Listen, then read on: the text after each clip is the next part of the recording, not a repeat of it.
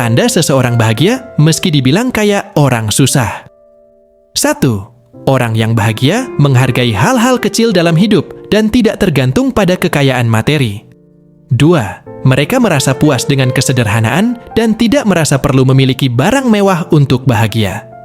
3. Mereka selalu melihat sisi baik dari setiap situasi dan berfokus pada solusi. 4. Meskipun hidup sederhana, mereka tetap murah hati dan peduli pada orang lain.